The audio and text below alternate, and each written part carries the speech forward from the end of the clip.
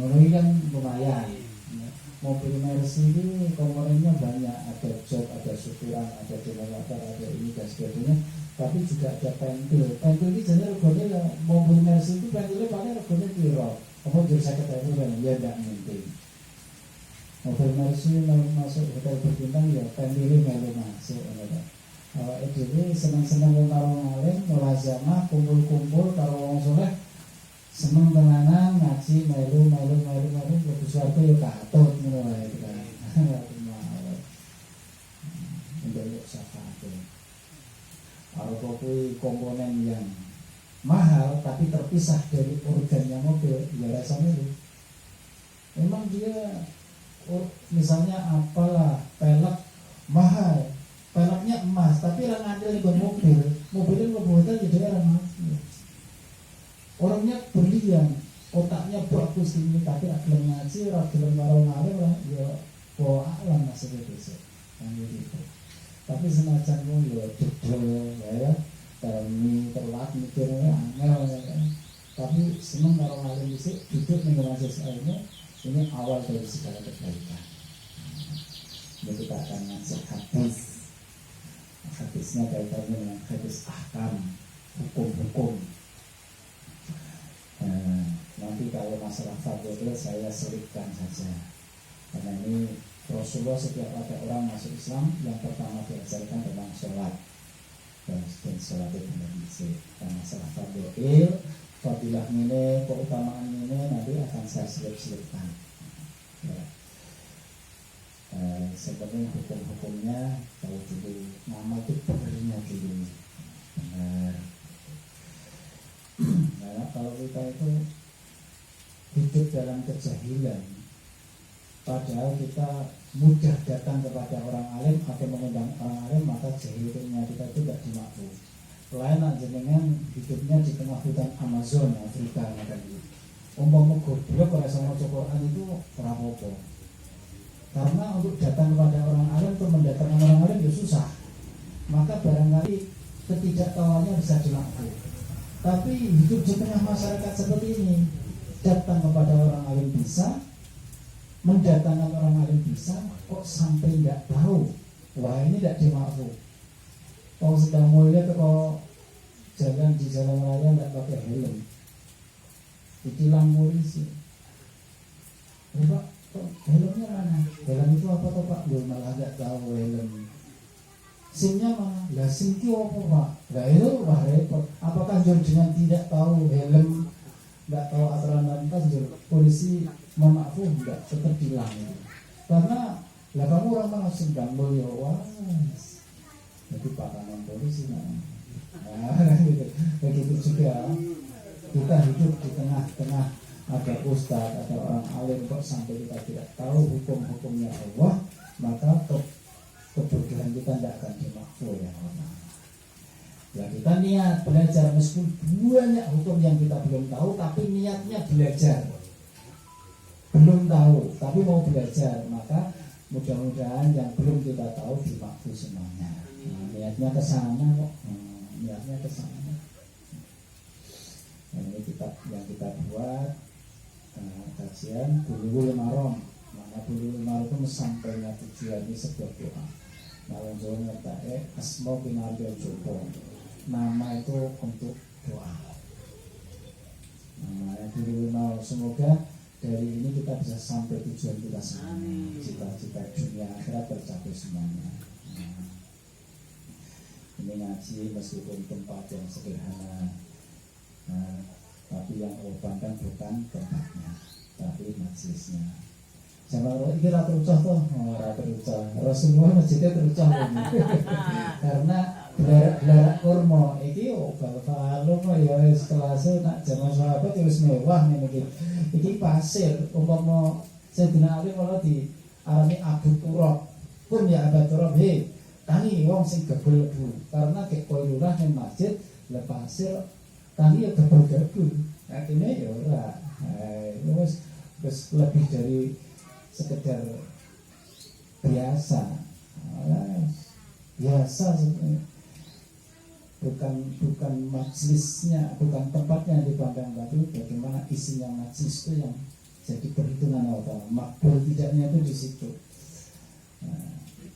Mbah Khalil Bangkalan di situ karena orang di tempat santri-santrinya nang orang pemanan iya banyak yang jopo ngoten niku kepanasan ana sing semaput karena kepanasan utamanya nak ngaji pasang Ramadan niku wonten sing nanti kelemer semaput niku karena ngause ra tempat sing diniup panas. Nah iki ya alhamdulillah mboten niku rahmat. Tapi sudah tidak terucuk tempatnya tidak becek cuma ya umpama dari sujud orang gaduh-gaduh. Nah ini kita sudah merasa cukup. Mudah-mudahan kalau ini tempatnya ngaji kita ini diterima, nanti Allah tambahkan. Prinsipnya itu lain syakarkan ba'azikan. Kalau kamu syukuri diberi tempat seperti ini, kita syukur. Kita buat isi untuk diperwah, untuk mengaji, mengenal Allah, mengenal hukum Allah. Kalau ini diterima, nanti biar Allah yang membesarkan, Allah yang melengkapi. Bisa pulang ya pesantren, saat dengan pesantren ya timur ruang tamu oleh bapak. Ini untuk bapak langsung di dewe jadi izin ruang tamu 3x3 ini izin dan mengawas.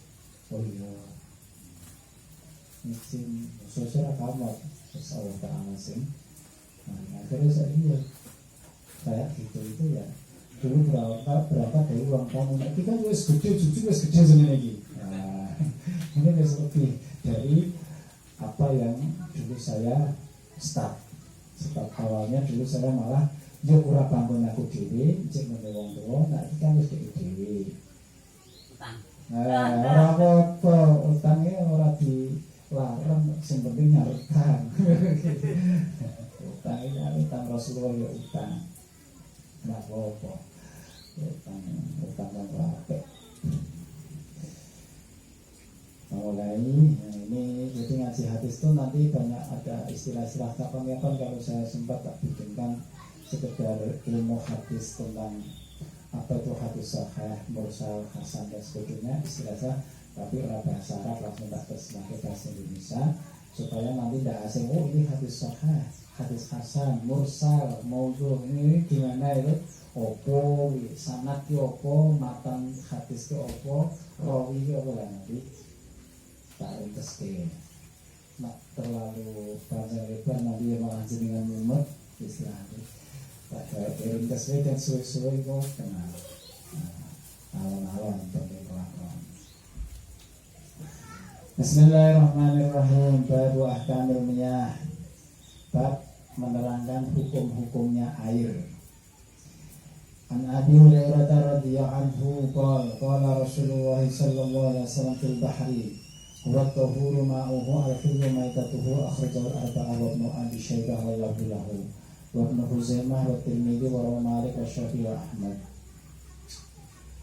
Kitab bersuci. Ini kita ngaji awalnya ibadah itu suci.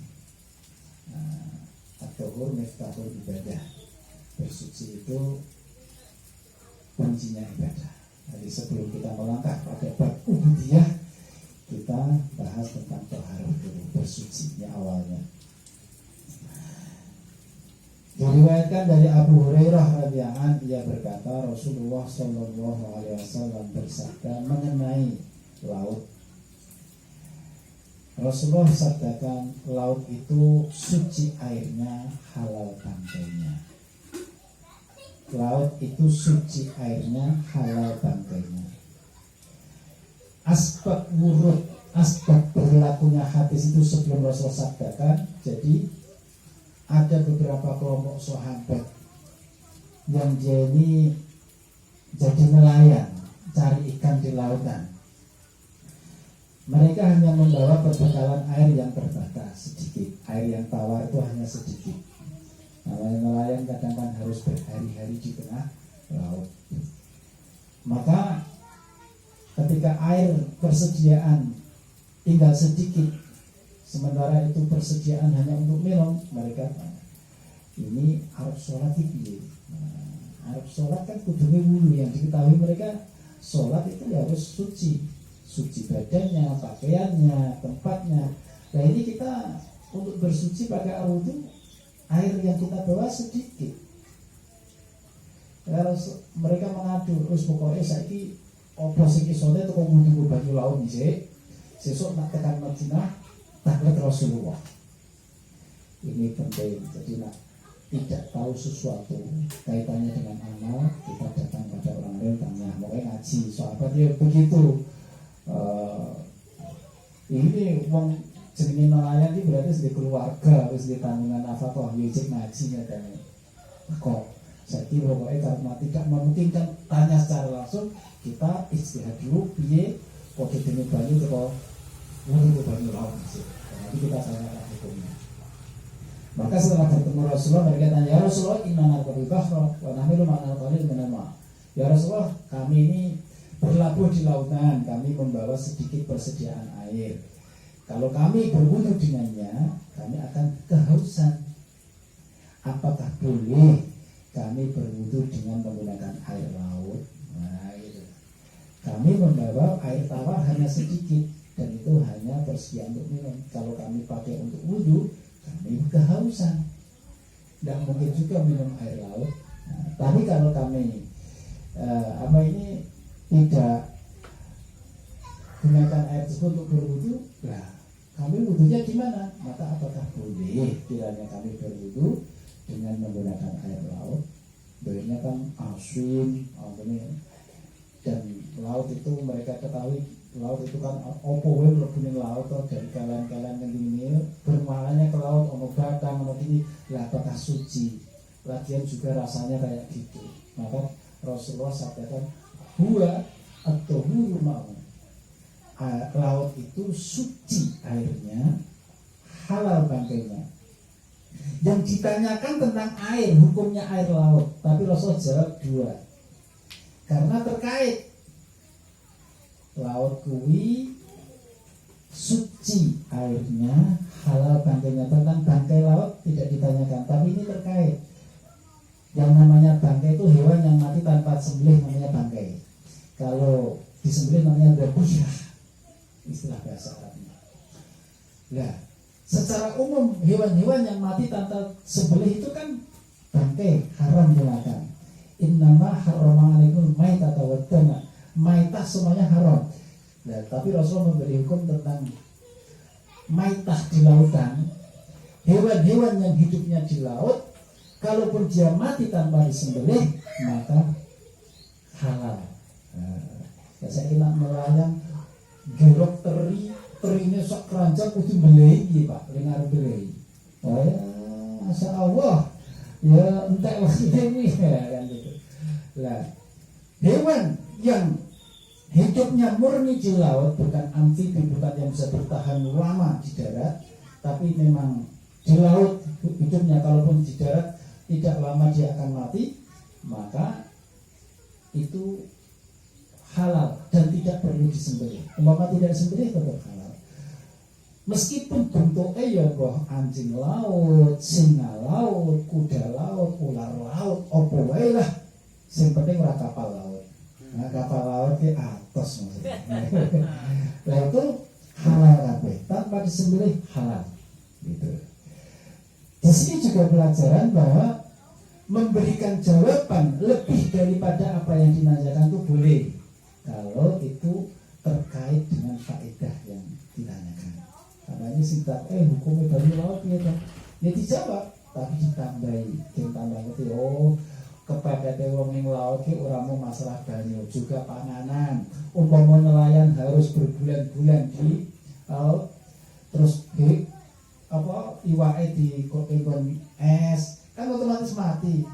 Mendarat sudah dalam keadaan bangkai semua, itu halal. Halal. Nah, ini hadis ini menjadi dasar yang utama dalam bab thaharah. Jadi air laut suci. Tohur itu suci dan mensucikan. Kalau tohir belum tentu tohur. Kalau tohur sigot mubalaghah itu namanya sangat suci, artinya bukan sekedar suci datnya, tapi juga bisa mensucikan perkara lain. Kalau suci belum tentu mensucikan. Kopi ini suci, Pak. Nah, rasa suci lah untuk diombe. Misalnya campur banyu yoh ya. Nah, rasa suci lah akan diombe. Ini suci, tapi lagi wudu rasa. Nah, gitu loh. Suci belum tentu mensucikan. Nah, kalau mensucikan pasti suci. Banyu teh, banyu sabun, rendaman sabun kan ya suci. Malah suci enggak ya malah najis kabeh. Tapi itu semua tidak bisa dibuat untuk mensucikan. Suci itu belum tentu mensucikan. Dan ini Rasulullah tohur ma'afu. Airnya bisa mensucikan. Untuk wudu, untuk mengangkat hadas, najis dan sebagainya bisa. Dan juga halal bangkainya. Ada 2 bangkai yang halal dalam riwayat hadis. Ukhillat lana maitatani wa damani. Dihalalkan untuk kita umat Kanjeng Nabi 2 bangkai dan 2 darah. Fa'amal maitatani al-jarad was-sama. Apa riwayat as-samak wal jarad. 2 bangkai yang halal ini bangkainya ikan dan bangkainya belalang. Warang kayu itu dan sisa tol wakehnya burung ramang kesembelih halal itu halal. Cuma ana sing makruh dari halal itu meskipun halal tapi ada makruh walang fidoh karena itu madhuratul jasa. Madhuratul jasa. Nah ini kalau belalang umpama itu bangkai pun tidak disembelih ya halal. Nah, juga sama ikan, baik ikan sungai, ikan laut, pokoknya ikan yang hidup di air, maka itu umpama dia mati tanpa sembelih itu halal. Adapun darah yang halal adalah kabut watihar, hati dan limpa. Nah itu halal. Yang haram itu darah masfuhan, darah yang mengalir, arko akhirnya digawe dideh tapi asalnya darah mengalir, maka itu haram.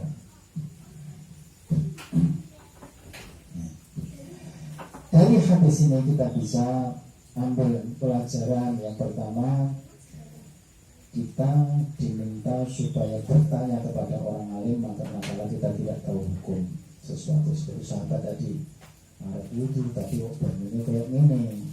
Go banyu sing normal tapi kok sithik. Nak ke wudu awake dhewe mati kehausan, tapi nak ora wudu salate arep piye? Maka tanya hukumnya. Di sini juga dikiaskan, ini kan perjalanan laut. Nah, umpama perjalanan darat bagaimana? Gue banyu sithik musafir, gue banyu sithik ke ngombe.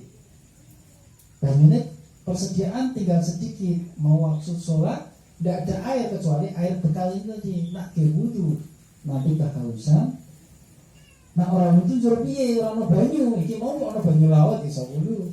Tapi tidak ada, terus gimana? Tayamum.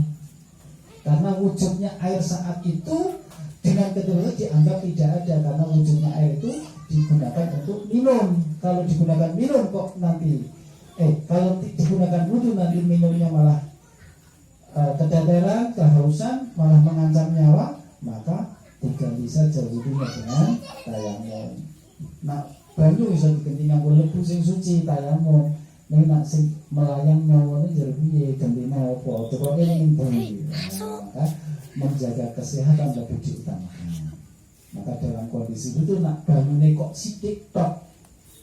Utawa ana sing adol tapi regane ora normal.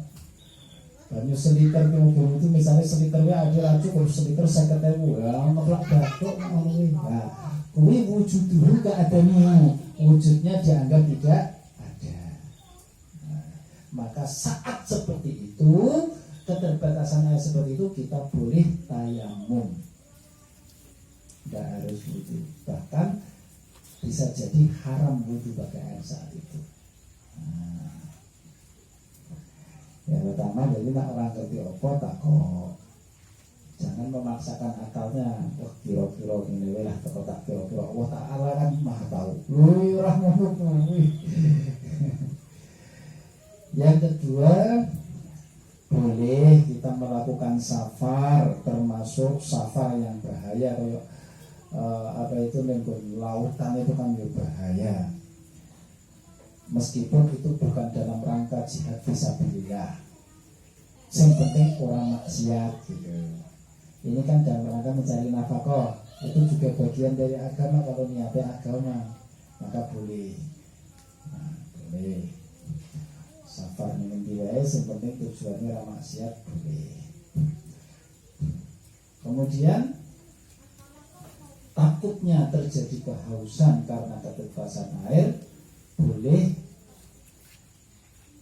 menggunakan air laut atau debu untuk tayamum sebagai pengganti wudhu. Sementara air yang ada yang terbatas tadi diberatkan untuk minum. Yang seterusnya bahwa memberitahu bahwa air laut berarti mutlak hukumnya suci.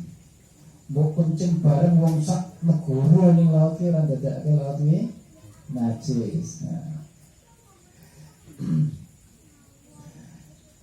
Terus bahwa ikan laut itu halal bangkainya berarti iwak itu orang kudu disembelih.